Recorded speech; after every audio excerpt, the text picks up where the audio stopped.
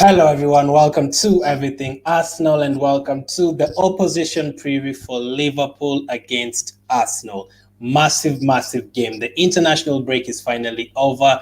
Back to Premier League football. November, the entire December, the entire January. It's full on Premier League football and club football. And our first game this weekend will be against Liverpool. I will be joined with Zuhum as well, the Arsenal fan. He'll be joining us soon. But first, we have Doug, the Liverpool fan. Big, big Liverpool fan. How are you, man?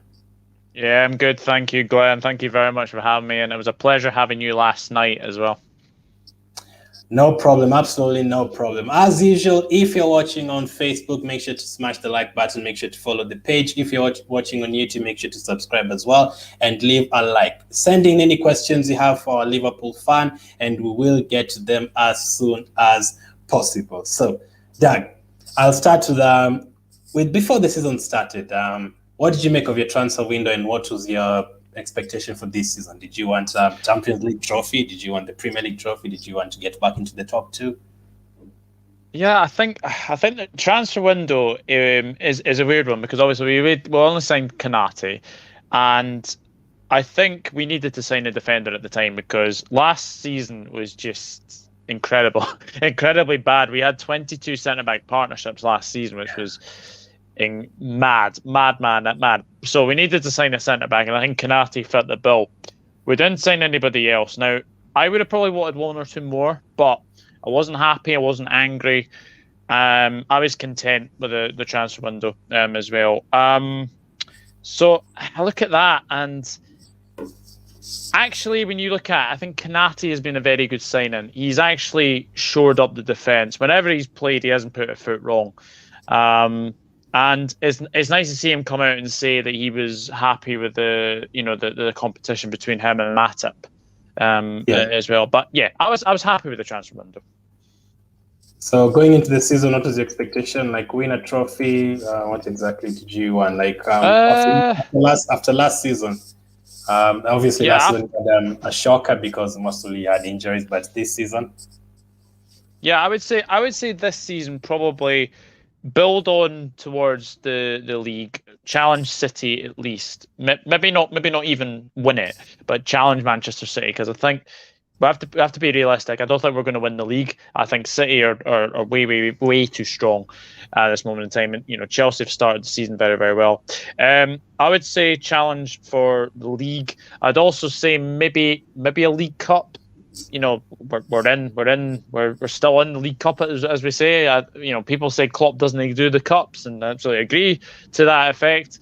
FA Cup would be nice. Champions League, I actually think we are more capable of winning the Champions League than we are a Premier League. I think we are a cup-based team, so I do think a Champions League would be nice. But we shall see. It's still very early on in the season, but Champions League campaign has gone according to plan. 4 wins from 4. I think that's the first time we've ever done that as well. So it's going to plan in the Champions League, and in the league we've been very, very good as well. Some good results, but a little bit inconsistent with a few draws and there or thereabouts as well. But yeah, I'm happy with how it's going so far.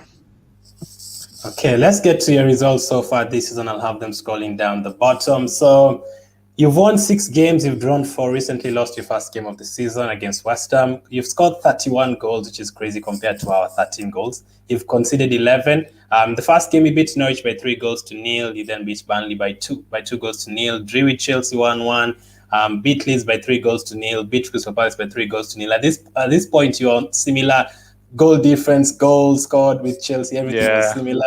You then drew 3-3 with Brentford. You drew with City as well, 2-2. You then beat Liverpool. We beat Watford 5-0 away from home. And then you went to Old Trafford and had your biggest result probably as a Liverpool fan ever, 5-0. You then 3 away, a 2-goal lead against Brighton. You then lost to West Ham recently by 3-0. So I know it's a bit easy to ask you what was your favorite result. You'll obviously say United. I think that was also our favorite result. So who would agree? And we are Arsenal fans. But apart from the Liverpool results, which other results impressed you the most? Yeah, look, I think obviously the Manchester United result has been very, very good. Maybe in your biggest rivals 5-0 doesn't come along very, very often. But yeah, Yeah. like up until that, we had a period of matching Chelsea's results. It was just really, really weird how that was how that was happening. But yeah, back-to-back 5-0 victories away from home, you don't do that very, very often. So to beat Watford 5-0 and then follow that up with a 5-0 against Manchester United, and I think we had just beaten Porto as well. I think by 5 goals to 1 as well. So the signs are there. We are scoring more goals this season. It's just we're not keeping them out, which is a big worry. We're very, very leaky at the back, so I think Arsenal could take advantage of our leaky backline and cause a few problems ahead of the game. But I would definitely say the two 5-0 victories were very, very good. We beat and at Leeds as well. Leeds is always a tricky place to go to win 3-0. We beat Palace as well 3-0. Disappointment, the draws in particular, like Chelsea at home, we should have won. I know they were down to 10 men for a long time. Save it. That's the next topic. So your best results is Watford and City? I would say Watford and United. Okay, so the toughest result obviously would be West Ham because that is the only loss so far. But so we won't talk about that. What from the draws? Which was your most frustrating draws? It's the 10-man Chelsea keeping a clean sheet in the second half against you guys. Was it the likes of Brighton coming back from 2-0 down? Which one frustrated you the most? It was Chelsea. It was definitely Chelsea because they were down to 10 men for a long time in that game, and if we had managed to get another goal, I think we would have probably won that game.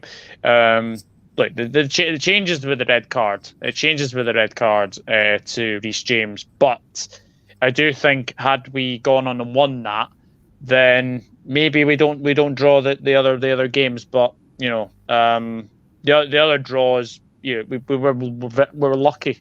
We've been lucky in the games against Brentford and Brighton, but City we were second best in that game most of the game, and then we managed to get a 2-2 in that game. But yeah, the Chelsea one frustrates me so much because we played so well in the first half, and then the second half they defended for their lives, and yeah, just a lack of cutting edge in that one.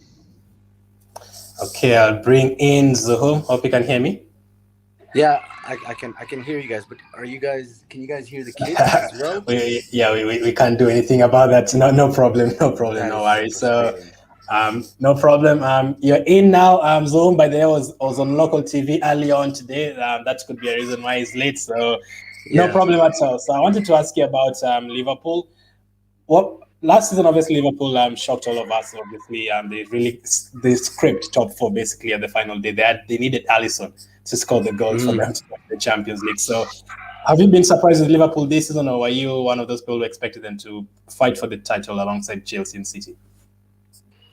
I expected when Van Dijk came back and they had most of their defense back, the core of their defense back on the pitch, that they would go back to that defensive solidity that we know Liverpool can have, but they concede, maybe not goals, but chances. They concede chances. I mean, I think the perfect game that I remember for this was the Crystal Palace game. Yeah. I remember when there was a really big chance for Odsonne Edouard, and I think he took a touch and, he flustered that chance. So, in my opinion, Liverpool can dominate you, but you can get something off of them on the break.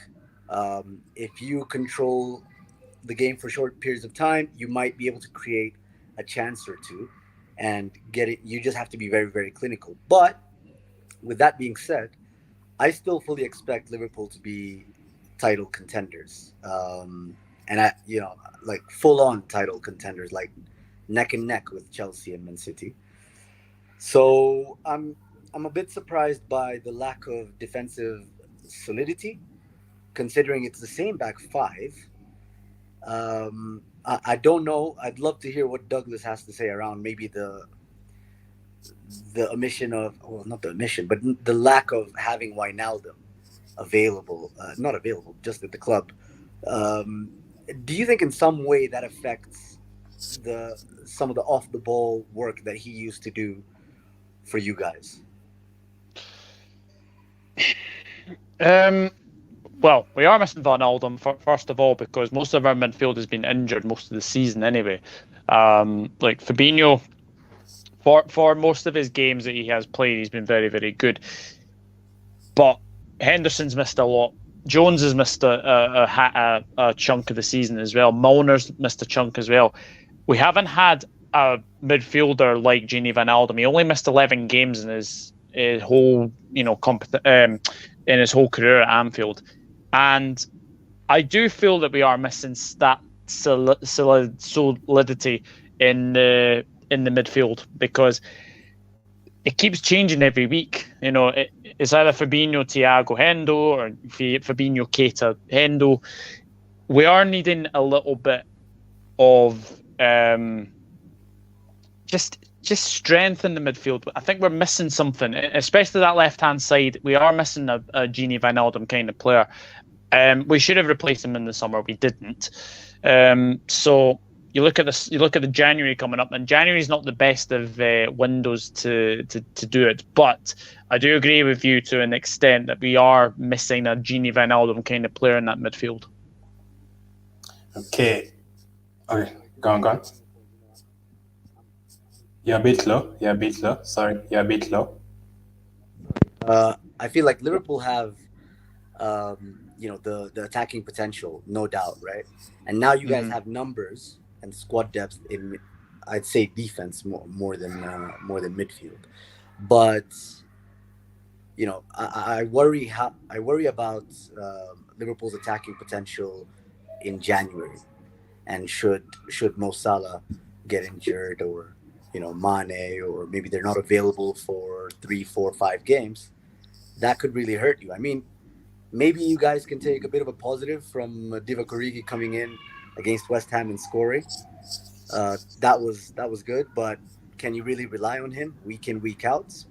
Bit of a question mark there as well. Definitely. That's the worrying thing. That is the worrying thing about us when we go to the African Cup of Nations in January. No Salah, no Mane, no Keita. So it's going to probably be Jota, Firmino, and then probably one of Minamino or Origi. So obviously, Harvey Elliott might be back there as well. So yeah, it's going to be challenging because Mo Salah has been absolutely amazing this season as well. So I am a bit concerned about that. So I wonder if we might go for that Adeyemi from RB Salzburg as well. Liverpool seem to have a good relationship with the Salzburgs. Yeah, so there is the potential of that as well. But as I've said, January is a very, very difficult market. But I think we should be okay with the fact that we've got Jota, we've got Firmino, and then it's either one of Origi, Minamino, Ox, Harvey Elliott if he's fit as well. So between Chelsea and City, who do you think is your biggest title rival this season? I would say City still. I still think they're the team to beat. I think Chelsea have been very, very good up until this point, but there will be a time where I think results will be a little bit strange for them. They always seem to have a strange result in them, do Chelsea, as do City, to be fair as well. It's a very, very long season, but at this moment in time I still think City are the team to beat. Okay, so let's take a look at your next 5 fixtures. So you have Arsenal at home, Southampton at home, Everton away. I think 2 days after that you'll also play Everton in the same ground. You'll then play Wolves away and Aston Villa at home. Looking at these fixtures, 15 points available. How many are you hoping to take? Well, obviously I'd like to take 3 points on Saturday, but obviously you'll be hoping that we don't. I think we'll beat Southampton. Everton away, I'm worried because it's Rafa. You just don't know what's going to happen with Rafa Benitez and Everton. That's going to be a very weird game. Wolves away is not a banker either. They're having a fantastic time of it at the moment. And then that last home game, Steven Gerrard's Aston Villa, is going to be so weird seeing Steven Gerrard in the away dugout. I would say between 12 and 13 points, I would say. So 4 wins and a loss, or 4 wins and a draw. Okay, so you don't expect four wins and a draw, I would say.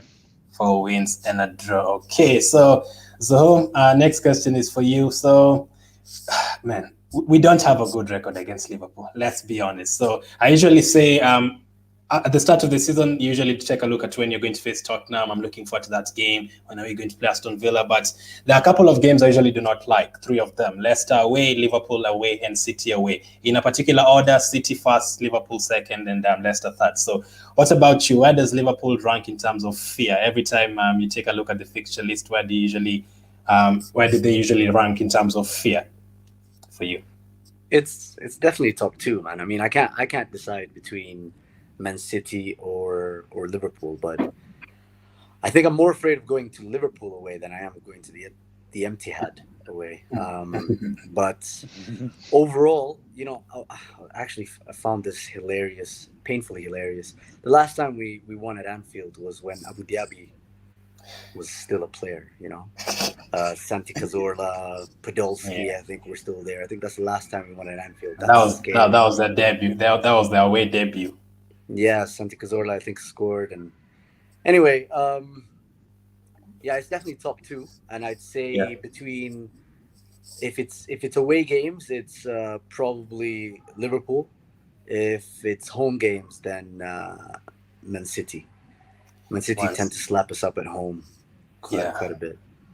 Yeah, and the home is quite right to feel that way about Liverpool at Anfield, because when you see such pictures of home, bad memories come up. Lewis pulling shots, holding, dropping money to the floor. It's been horrible. I'll read for you the last 5 results at Anfield for us. Last season we lost by 3 goals. Do you have to? Wait, no. Do you have to? For anyone who doesn't know, we traveled to Liverpool last season. We scored fast, but ended up losing 3-1. We didn't even keep the lead for more than 30 seconds. The previous season as well, we took the lead. Niles scoring. It didn't last it didn't even last 2 minutes. They then beat us 3-1. The previous season, they smashed us up 4-0 at the beginning of a season. I think that was the 3rd game of a season. They also beat us by 5-1 right after Christmas. I think that was 2018, where Firmino scored a hat-trick. And before that, they beat us 3-1. So in terms of goals, the last 5 times we've traveled to Anfield, they've scored 18. We scored 4. When you look at stats like that, you are very scared. And not to add that we've played them in the Carabao Cup, they scored another 5. There was a 5-5 draw. So I had in this fixture, the last 10 games, there's been like 49 goals or something. There's always goals in this game. So Zohom is pretty right to be afraid of this fixture. But this time round, Zohom, back to you again. We are going there with a different lineup. We had the likes of Luiz, Mustafi, Socrates, Torreira, Xhaka playing in those fixtures. This time round, we have a new set of players. How confident are you this time around? Do you think it can change? Yeah, I was telling the lads on our own YouTube show and on the podcast and on air. I've been saying it everywhere, to be fair. And I think this is the readiest Arsenal have been to face a team like Liverpool. I really would have liked Chelsea and Man City, once we got all our players in, because I was adamant that as soon as the likes of Ben White, Gabriel, you could tell even before they started playing together that they could form a good partnership because of the styles of play. Gabriel tends to be more on the front foot. He likes stepping up and trying to win the ball early, whereas Ben White likes to kind of read the game. He puts in some good blocks, and he's also very good on the ball. Both of them very good on the ball. And I knew that as soon as we fixed the right back situation, which I believe we have, we'd have a much more solid back line. And I think now the key difference is Ramsdale. Ramsdale's passing, it sends our build-up play up a few levels. And he will be the key, in my opinion.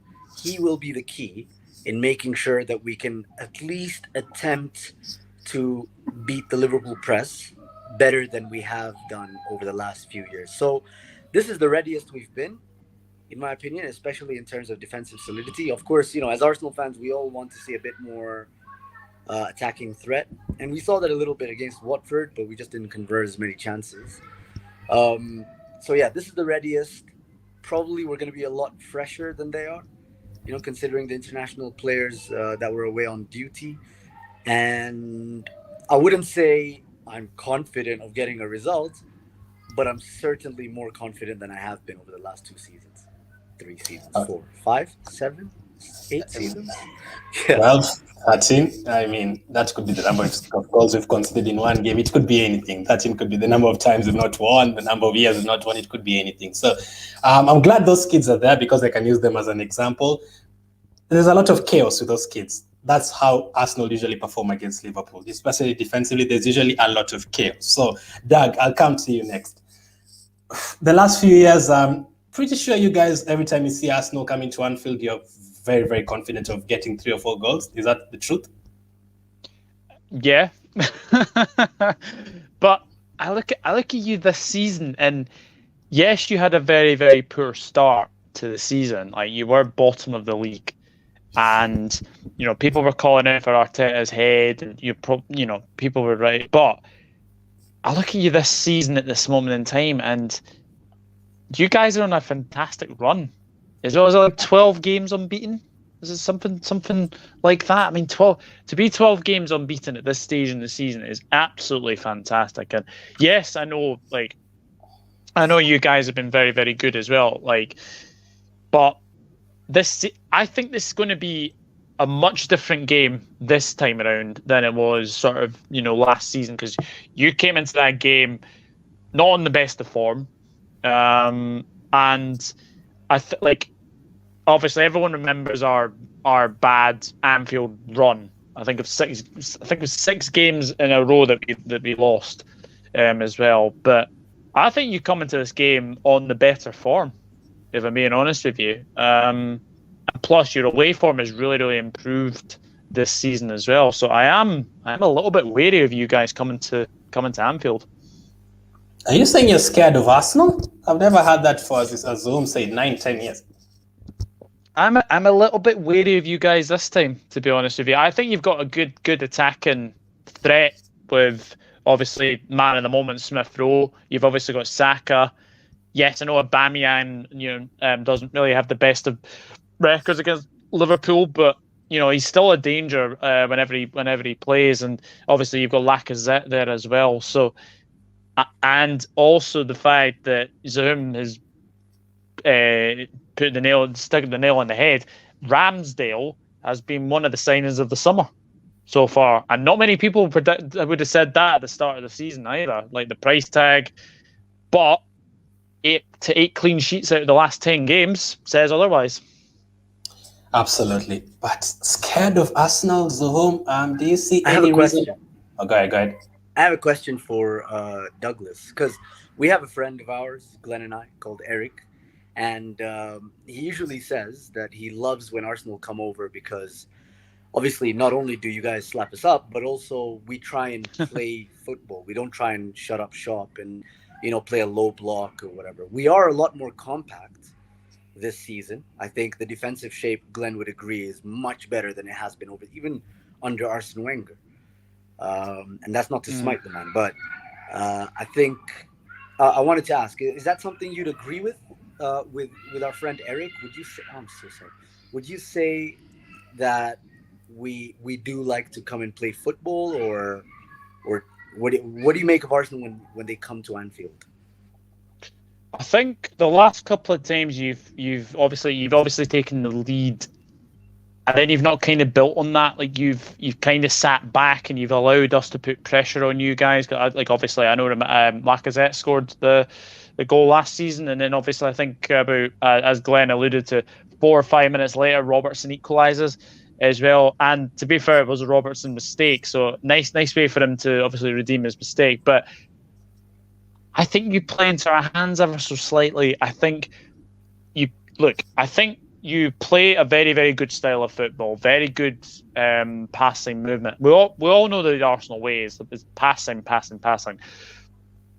There is a limit to that, though, and I do think you do play into our hands when you come to Anfield, because I look at the midfields of past buys that you used to have, like obviously your Vieiras, your Ljungbergs, You were very, very compact, very, very tough to beat, very, very good pass inside. You pass us to death, but obviously, yeah, that game I'm alluding to is the 2004-05 game when Neil Mellor scored the winner against you guys. So I think this time around, I think you have a good midfield. I think you have a very, very strong midfield.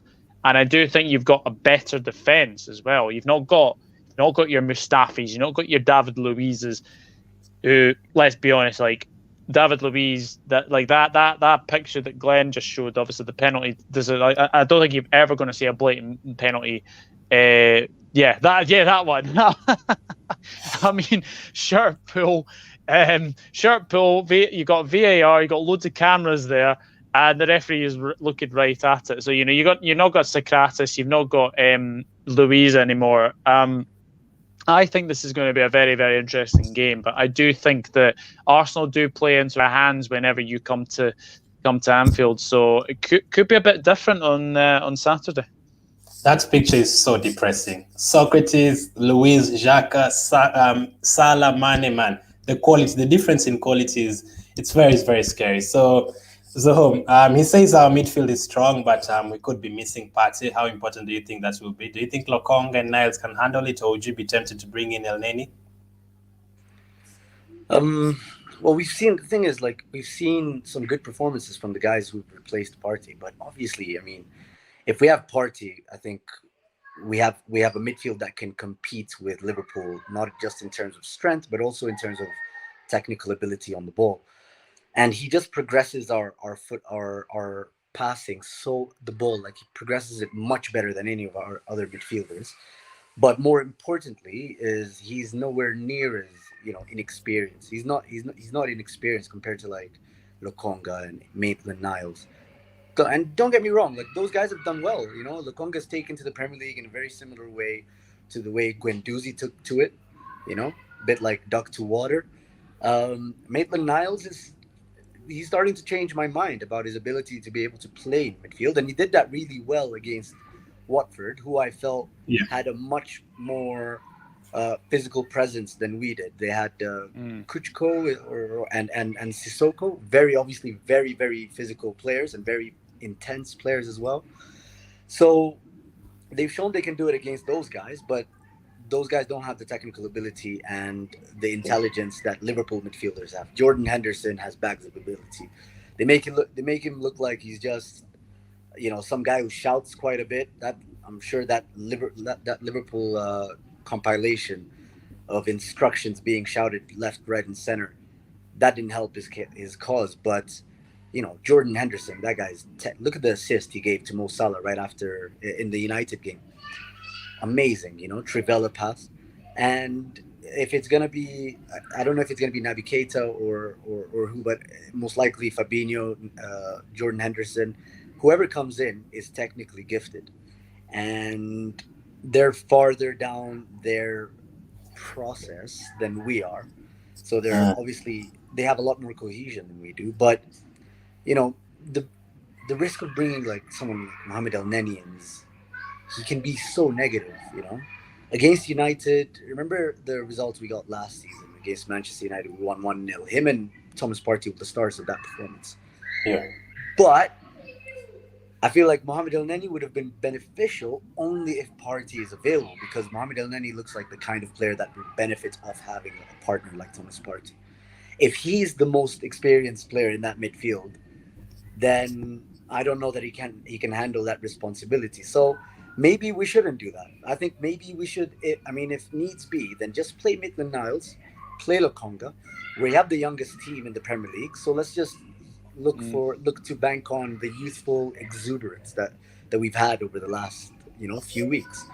So it is what it is. If Thomas Partey is not available, I wouldn't be as confident, but hopefully we can still get like a result, because Maitland-Niles, he offers ball progression in terms of not passing, but he carries the ball. He's a bit of a ball carrier. So if we are going to sit back and defend, Maitland-Niles is a good option because he can dribble and at pace. Zuhom has mentioned Keita, Dag. What have you made of him so far? He scored a couple of good goals against Palace and Atletico Madrid, some bangers. So were you close to giving up on him? Were you one of those people who were like, let's just get rid of him this summer or January, or were you always confident he'll come good? I think it's safe to say that he's been playing for a contract. I think he has been playing for a contract this season. But I've been impressed with the way that he's been playing this season. And yeah, you've obviously alluded to the goals against Palace, an absolute screamer, and a screaming against Atletico Madrid as well. But the one performance that really stands out for me was the Manchester United performance. Yes, I know Manchester United were bad, but Keita was involved in 3 of those goals and always got in the right places at the right time. Obviously, he scores the first goal. It was a lovely finish.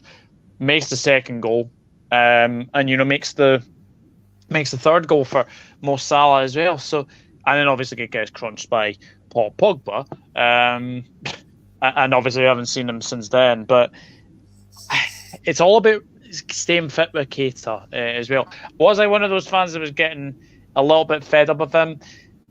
No, I'm not one of these people who jumps on people's backs, but I do think that Keita is in that getting towards maybe leaving stage of being a Liverpool player. But I do think that if he keeps playing the way he is, I think he will get a contract extension, and he would deserve it because his performances have shown this season that when fit, he is arguably one of our best midfielders. Can I add on to that, Glenn? I think, the most he deserves right now is a contract extension in terms of the length of the contract. He wouldn't necessarily deserve, a pay rise, would you say? Because he still has to prove that he can do, 30 games a season, Premier League games a season. And before he does that, it just doesn't justify a contract, maybe a contract renewal, but definitely not a pay rise.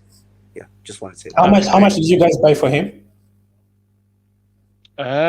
We bought him for 58.5 million. My goodness. So I think if you sell him, it's going to be a drop. So if we are offered Keita for 22 million, would you take him to Arsenal? And second question to that, which other midfielder would you want from Liverpool? I know you probably say Fabinho, so the likes of Henderson, Milner. Would you be interested in any of them? Thiago? I would. I'm looking at Fabinho, man. Fabinho, I know he's bald like me, but that guy apparently is young. So I'd go for Fabinho for sure. But if they were offering NABY Keita, I don't know. He still hasn't proved it to me that he can go, a whole season with minimal injury concerns. And the thing is, if NABY Keita comes in, he would be one of our most technical. What am I trying to say? The technically gifted players, right? He would be one of those players. And if he is one of those players, then it would mean that the team depends on him a lot. So his availability would be absolutely important. Whereas in Liverpool, it's not as important. Maybe last season it was. But when you guys have been winning and challenging so consistently, he wasn't at the forefront of midfield. He wasn't, certainly not one of the first few names on the team sheet. So for us, he'd be great if he's fit. For Liverpool, he can go amiss. He can be missed, but they have numbers and quality to replace him. Speaking of, he wasn't in the front. What did you say? Yeah, whatever you said. Yeah, that's. I don't know how hard it was. I know someone who was. Mohamed Salah. Doug, is this the best player in the world right now? I'd probably say in the Premier League. I'm not sure about world football. I think you'd probably say Lewandowski is probably still the best, and I think you have to say Lewandowski was robbed of the Ballon d'Or last season, but Mo Salah this season is just on another level. I think it's 10 Premier League goals so far this season. I mean, he's on course to breaking his own record. As well. The obviously hat-trick against Manchester United, the wonder goal against Manchester City as well. He's just been fantastic. He's been firing on all cylinders this season, and I think he's probably the best in Premier League football, I would say, at this moment in time. But in the world, I'd still say Lewandowski is still probably the best. So, would you be tempted to give him the Ballon d'Or this year? Would I agree with Douglas? Is that what you asked? I mean, no. Personally, what would you do? Would you give him? Would I what? Would you give him the Ballon d'Or? No, not yet. I mean, come on. He's done well, but it's only been, 11, 12 games in the league. I think 12. I think he's been really good since 2017. Yeah, but he's been really good in a team that struggled last season. He struggled. But he didn't struggle. He carried Liverpool to a top 4 finish, along with Alisson.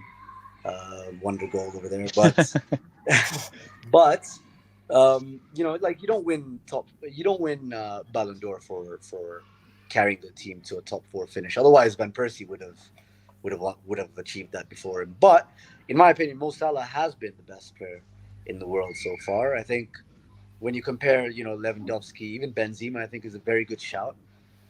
Those guys have been doing really well, not only for their clubs but also for their national teams. Yeah. Benzema as well. Yeah. I mean, in a team full of stars like Mbappe and them, and he's still probably their most important player. So I think that's what I want to see a bit more from Mo Salah, is that he just needs to do something for Egypt in the same breath.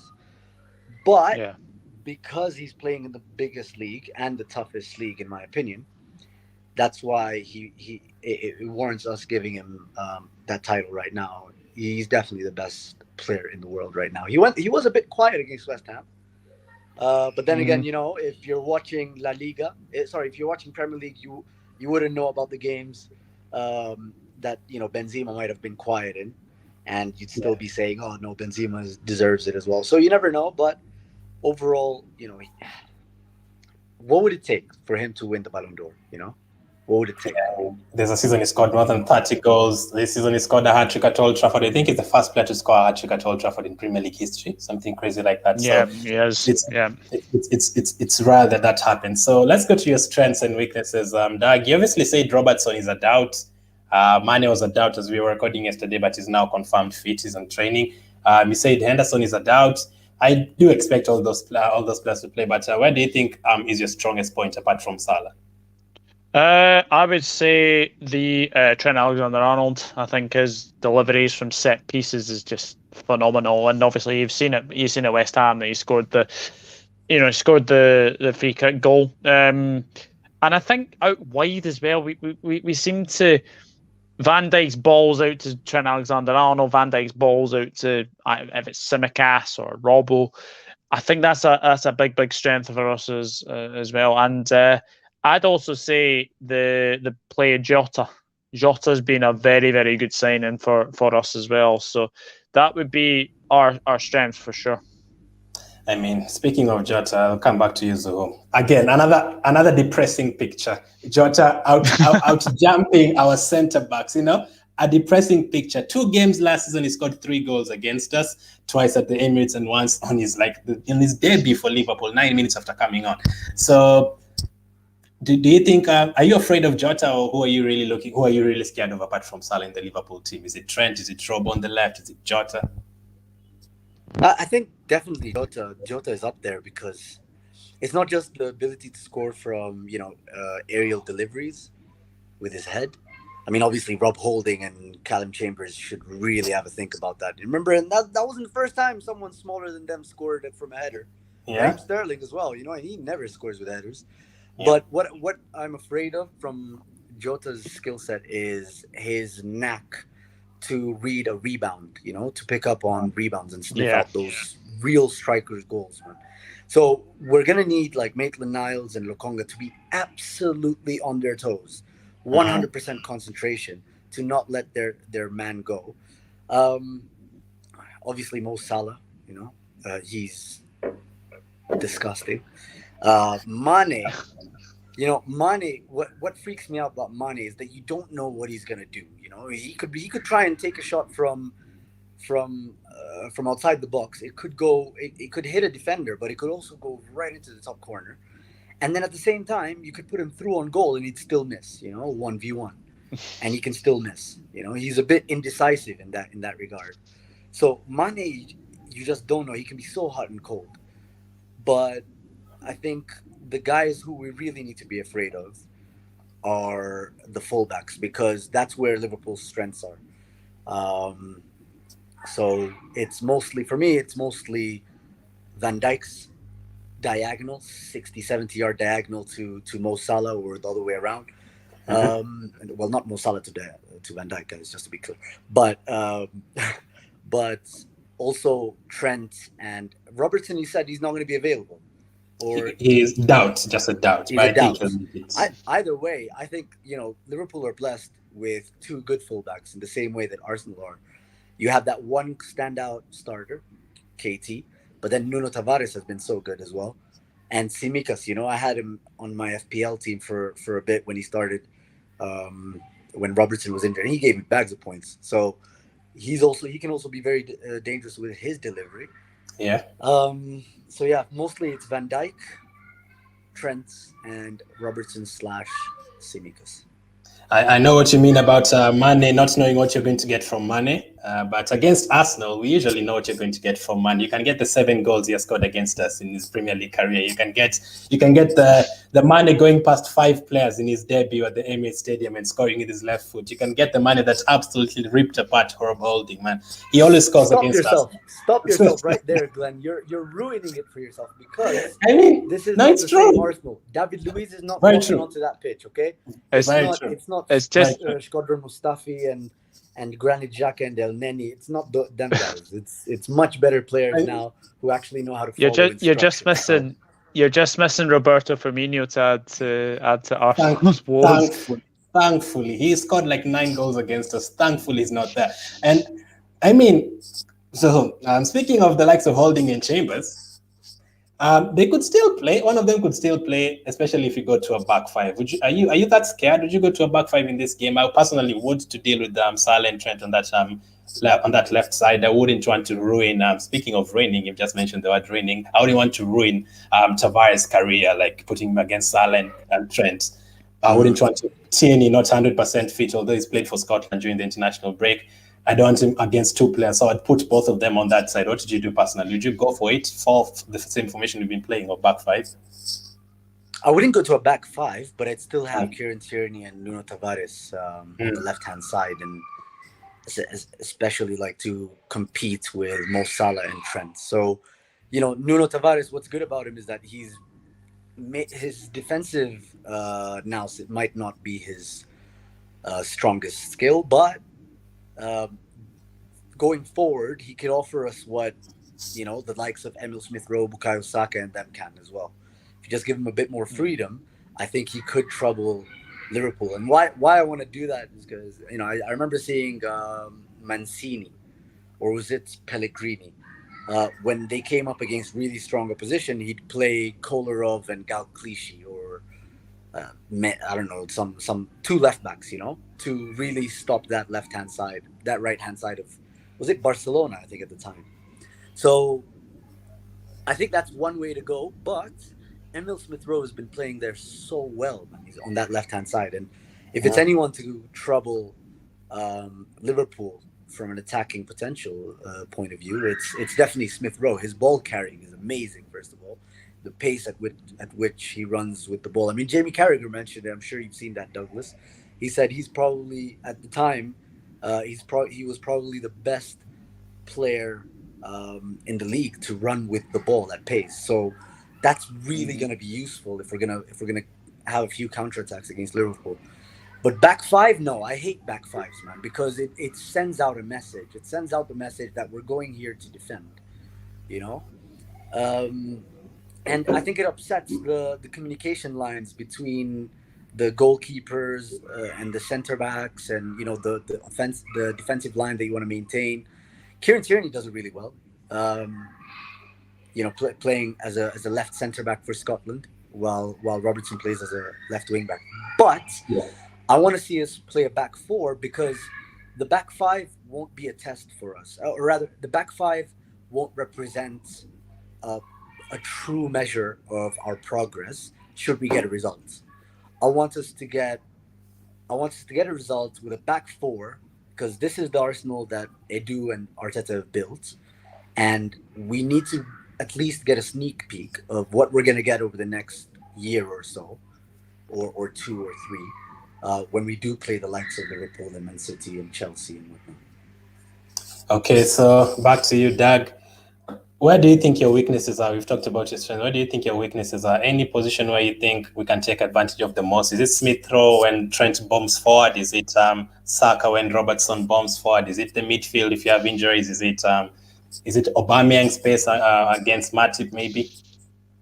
I think the way that we've been playing this season, people are getting they're getting through us really, really very easily. Midfield, if we have, I can't remember the midfield that we had against Brighton, but it was something like when KEITA went off injured, I think it was something like Henderson, Ox, and Curtis Jones, and for me that was a little bit too attacking. So we definitely need some strength in that midfield. So I'd say the midfield battle. I would say also Trent does get a tendency to go forward really, really easily. So I think if you've got a quick player like Saka, if you've got Aubameyang, if you've got Smith Rowe, then that would be a bit of a concern for me. So Zoom, you said you don't want us to go into that game too defensively. Like we are scared. We usually go to Old Trafford and Stamford Bridge with that mentality over the last 15 years. Like we've already lost. So where do you think Liverpool's weaknesses are, and where do you think we should be taking advantage of? I think the weakness is in the lack of organization that they've seemed to have had in their defense this season. The lack of organization between midfield and defense. And if we can take advantage of that, create a few chances, good opportunities, not half chances that we tend to do against the big sides, then I think we do have the ability to hurt them, to be honest, and that's what gives me a bit more confidence, I remember when we drew against Brighton, I thought to myself, wow, okay, Brighton are really good, but also we didn't give ourselves a good shout. We didn't represent ourselves too well. But I remember thinking to myself that Brighton were going to cause problems for top sides, and they did for Liverpool. Their passing out of the back is very good.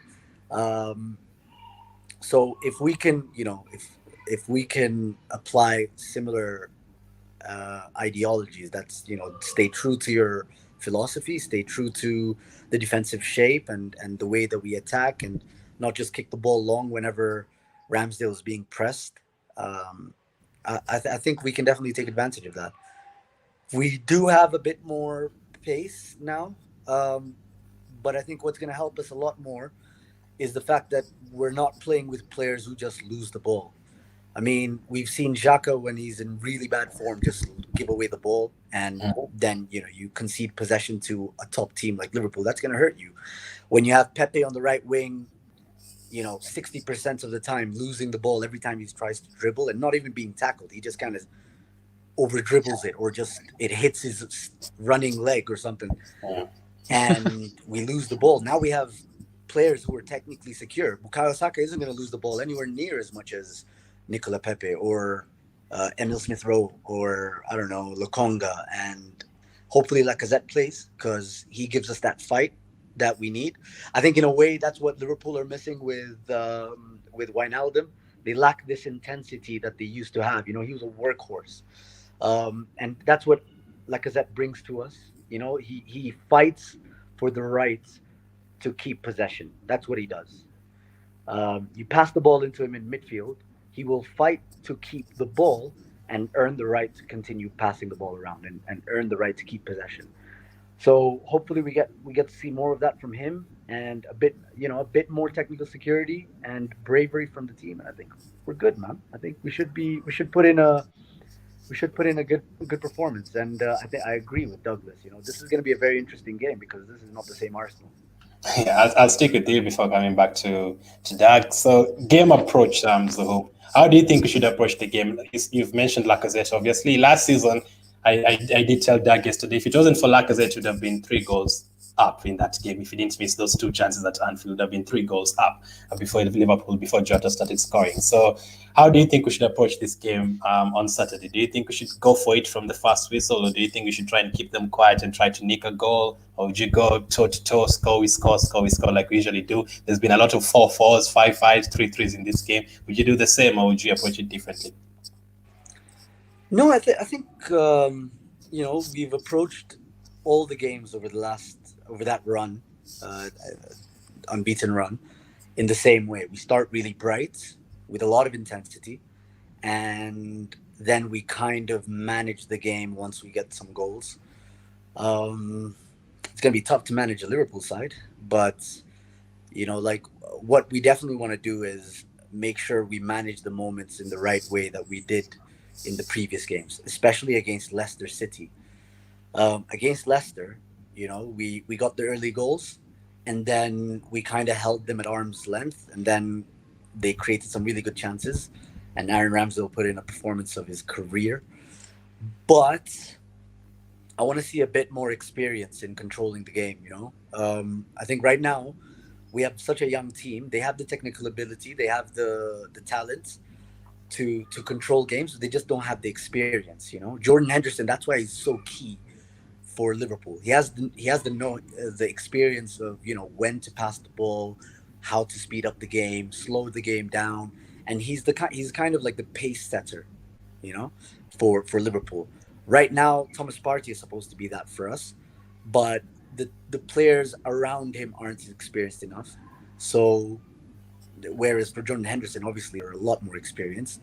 And I think that's why Liverpool, Man City, and Chelsea, they can keep the ball for long periods of time. Well, I don't know about Chelsea. Chelsea parked the bus for most of the time. But I think, I just want to stay. I don't want to see anything change, really. I want us to get early goals, of course. Start well, win 50-50s.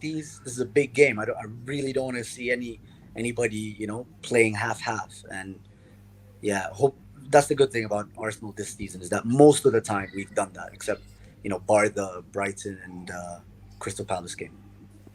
Okay, so I want to ask you about your approach, Dag, because it's Anfield. I know the fans are in the cup end. You'll just be going for it from the first minute. Give it to Salah, give it to Trent. Trent does put in so many crosses. I think he's the guy who crosses the most balls in the Premier League or in the world. So I want to ask you about your approach. I'll ask you about I'll ask you about an Arsenal question. I'll ask you an Arsenal question first. So, which player would you want from Arsenal? If you had the chance to take one player from Arsenal, who would you take? I know there are many options these days. Is it Saka? Is it Smith Rowe? Would you want Partey, a fit Partey? Would you want Tierney to double up with Robertson like he does in Scotland? Which one would you take? Which one do you think would improve you? I would say at this moment in time, I think it's either Saka or Partey, because I think we're needing a little bit of steel in that midfield, and I think Partey brings that steel to your midfield. The other name I mentioned was Saka. I think Saka is absolutely fantastic. He is a very, very good player. Although I am a bit worried that he is playing too much. I don't know if you two feel like that way. I do feel he is playing a little bit too much. I did actually read, has he not had a rest since? Is it like lockdown or like the actual lockdown or something? He's not had a rest, so So I am a little bit worried that he may suffer burnout. But those two I would have in a heartbeat is Thomas Partey and Bukayo Saka. Bukayo Saka is an OG, in a musical time we'd call him a like if he plays Marino, if Saka and Smith Rowe both start, you score 10 goals. It's simple as that. Minimum you get 10 goals. So back to you, Zuhum. I want to ask you about the lineup. What lineup would you go for? Just quickly. Is it me? Yeah. Sorry. Yeah. I think it cut off a little bit. No problem. Lineup, I think in as much as I'd like Nuno Tavares to start, just to give us that defensive solidity on the left-hand side. I don't want to change things too much. So if it ain't broke, don't fix it. So Ramsdale obviously in goal, best keeper in the league right now. In the world. Huh? in the world. Buffon's career and Buffon's legacy is shaking every time he sees Ramsdale. You're He's the saying best this coach live in on the world. YouTube. You know, there's a I'm saying, watching this right now. yeah, I'm saying it live. All He's right, the best. say last man. Yeah, best keeper in the world right now, Yeah. as per Glenn. Yeah. And obviously Tomiyasu has been really good.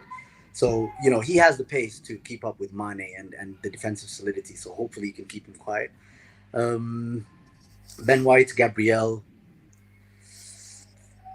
I have a choice there to make between Kieran Tierney and Nuno Tavares, but I think I'm going to go with what I know best. And Kieran Tierney is defensively more solid than Nuno Tavares. Is also a lot more mature, despite being only about 2 years older than him. And I'm talking about like his football maturity. If Partey's available, then Partey Lokonga. If not, then Maitland-Niles Lokonga. And then on the wings, you'd have Smith Rowe and Saka, Aubameyang up top, and Laka right behind him. I think that's a solid team. That is a very attacking team. I don't know. You guys can call me scared, but I wouldn't go for that. I'd go for a back five. So the only change I'd make is take out Lacazette. I'd sacrifice him. I wouldn't drop him. I'd sacrifice him for Tierney and Tavares on the left side. And then if you get to the 60th minute and you want to get a goal, or you're losing by 2-1, or you want to win the game, then you can switch back to a back four and bring in Odegaard or Lacazette or Pepe or whoever.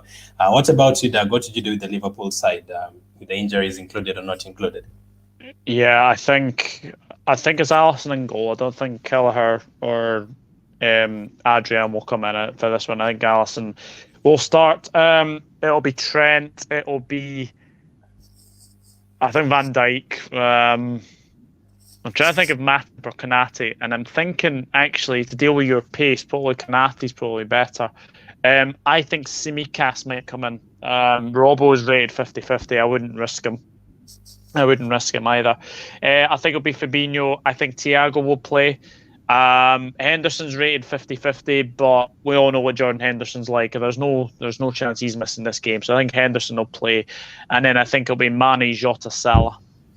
Wow, Mane, Jota, Salah. That front three scares me. The every time I hear about it, I get scared, to be honest. So okay, so I'll come to you guys. Questions in the chat. Let's see. Thank you for all the comments. Let's start with Joel says, is it confirmed that Partey is not playing? Not yet 100% confirmed, but I'd say 80% out. If he plays, I'd be very, very shocked. He did miss both Ghana games against Ethiopia and South Africa over the international break. Maybe that could be a reason why he actually makes this game. So we have to wait and see. But I'd say 80% out. So Zohum, if he's 70%, 80%, would you risk him? Is it that important? No, I wouldn't risk him. If he was only 70, maybe only give him like 60 minutes and then take him off at some point. But considering what happened last season when we risked him against Tottenham and then he got injured and then we didn't see him for a long time, no, I wouldn't risk him. Okay, Doug, someone asks, are you worried about Alisson's form the last couple of years with the mistakes? I mean, mistakes are a part and parcel of being a goalkeeper, and I do think he has been suffering a little bit, but he is still the best keeper for me, for us. And you know, he's the guy that basically got us top four last season. I think there's no denying that. But yeah, I am a little bit concerned. He has been getting a few mistakes in him. So hopefully that doesn't happen on Saturday. Okay, Babu says, great conversation. Thank you. It happens when you have two legends. I think we were speaking about the Ballon d'Or with Salah and those kind of guys. But I think if you had to give Grammys and Oscars, it would be Doug and Zoom getting those awards there. That's cool. FPL Focus, how are you? RK, how are you? I'll give you this, Doug. It says FPL Focus says Liverpool have looked shaky. They have a few injuries. This is the best time to beat them. Do you think that you've only lost one game this season? Do you think you're vulnerable that much? Yeah, we've only lost one game this season, and obviously that was to West Ham, who were fantastic, so they deserved their win. Maybe it is the best time to play us. You know, we are missing a few players as well, but as you say, you know, a Henderson, a Mane, maybe even a Robertson. they'll probably be like rated 50-50, but don't be surprised if they play. But I actually do think Robbo is likely, of the players that I've seen that have been mentioned as 50-50, I think Robbo is the likeliest one to miss out. What about you, Zoom? Do you think it's the best time to play Liverpool after those two bad results for them? I'd say bad Brighton and West Ham. Or would you have preferred facing them later on in the season, and the likes of Salah and Mane have gone? Or are you happy playing them now? It would have been nice to play them during the international break, but even then we wouldn't have Partey and during AFCON. Then we wouldn't have Partey or Aubameyang and Nicola Pepe and them guys. But I think this is the best time to play them because it comes straight off the back of an international break, and a lot of their best players come from Brazil, so they could have some jet lag. I don't know if that's going to play a part, but hopefully it does. And we have Gabriel. We have our best players also from there. Oh yeah, Gabriel went. Yeah, he did. But I think overall, this is the best time to play them. We're in good form. They just lost the game. So they could be shocked from it a little bit. It was a bit of a shock result, and they were unbeaten. Remember? So, by the way, sorry, Glenn, I forgot to say Happy Invincibles Day 2 weeks ago. Yeah, I mean that's what that day is, Douglas. Yes. Okay. Yeah, we know. Just making sure. One of those results was a 4-2 against Liverpool at Highbury. A magnificent comeback. He'll never forget about that. So I think this is the best time to play them, and I think we're in good form, and hopefully the players come back in a better shape than the Liverpool players come back. And Okay, so I'll stick with you, Zuhum, again. Another question from Obina. He says, I believe with the defense we have, we can do well, but will the attack deliver? Yeah, man, I hope these guys are doing like shooting drills like the whole day, because the whole week, not the whole day, because against Liverpool, of course they do concede chances, right? But we're not necessarily at our most attacking, like free flowing attacking highest level potential that we could be. So we can't afford to miss chances against Liverpool the way we did against Watford, or I don't know, maybe Leicester and some of the other games. We really need to capitalize on half chances, let alone full-on chances. Set pieces, that's where I hope we could really dominate Liverpool as well, because remember, like they used to score a lot of He's sorry, come back. I probably should let someone calling, and those happens to the best of us. That happens to the best of us. We'll come back to him. Benjamin says, up the Gunners. Absolutely. FPL Soccer says, I mean, compared to normal, like, Liverpool look shaky compared to normal. Yeah, especially 2 seasons ago, the number of clean sheets they were keeping was crazy. Henry says, following you guys all the way from Nigeria. Good evening. We are good. Thank you. Benjamin says, Salah doesn't deserve the Ballon d'Or just yet, at least not this season. He has been very fantastic, though. These are other individual performances. There are other individual performances from so many other across Europe. I'd say, as Zuhum said earlier on, Lewandowski and Benzema quite much. So, sorry, I got disconnected there. I was just trying to finish the point that I think defensively on set pieces we're very good, and we also score quite a few goals from set pieces as well. So I really think we can maximize on that and try and get a goal. Because if we do, set pieces can be so crucial, and Liverpool tend to score from set pieces against us, or maybe it's just in my head, I don't know. But I remember like there was a game where I think it was the first season that we bought Nicola Pepe. We really took the game to Liverpool. I think the first time the Van Dijk had been dribbled past for like a whole year. But then what the sucker punch to us was a Joel Matip header from a set piece from a corner. So this was the game, Zuhum. That was the game. And then second half, it was. They scored in the 45th minute with Matip, and then in the second half, David Luiz disaster. This one, that was it. So sorry for bringing up the picture again. Yeah, no worries, it's fine. You're just as if PTSD. I'm milking it. Thanks a lot, buddy. But so set pieces, those are going to be crucial, and we need to take advantage of their slightly, disorganized defense right now. If we can do that, because it could knock the wind out of them, man. Like, these guys are probably going to be on top of us for 70 minutes of that game, right? 60 to 70 minutes of that game. And, you know, if you time it right, you never know. So hopefully we can get a set-piece goal that kind of punch in the gut. Okay, Babu O says, where will the battle be won? Midfield or flanks? Personally, I'd say flanks. That is for the first reason I'll play a back five, because I think we need to deal with Salah and Trent. Salah scores so many goals, so many assists, same with Trent. Trent, in terms of contribution to the attack, it's crazy. I think he's one of the best alongside the likes of Liverpool at Southampton, as well as our attacking Smith Rowe against Trent. If he's going to be bombing forward, Smith Rowe needs to take advantage of that space. Saka the same on the right side if Robo bombs forward, or if it's Tsimikas. I'd kind of tip Saka to get the better of Tsimikas, hopefully. And also, we also need to take care of Mane, man.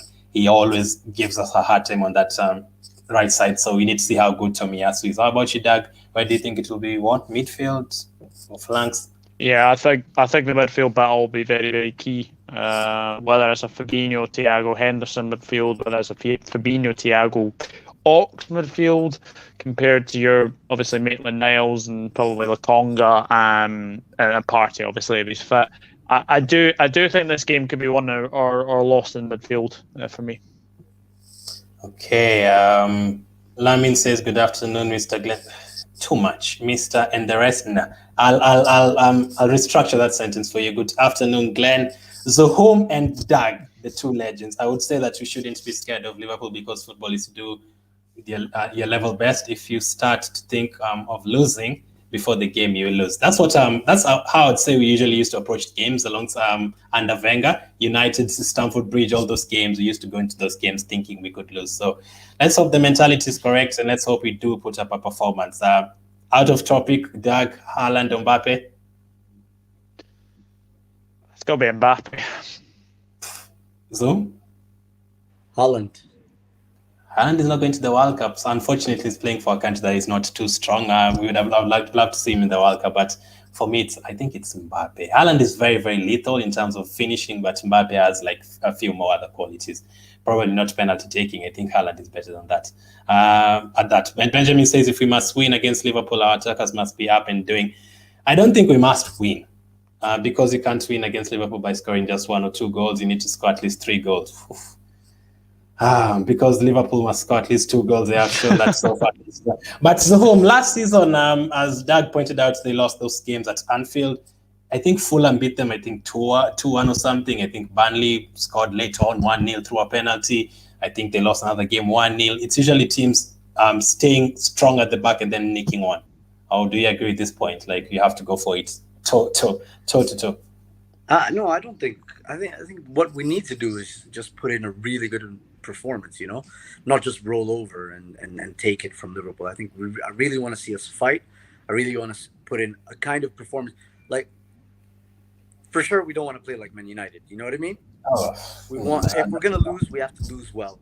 You know, lose pretty, not ugly, the way those guys did.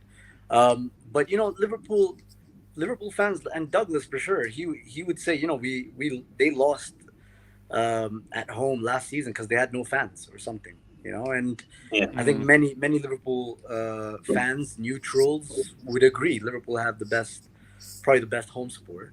So that's going to be a key point against us, and they have their fans back. So yeah, I agree with that. So prediction time, guys. Prediction time. I'll start with you, Doug. What is your prediction for the game?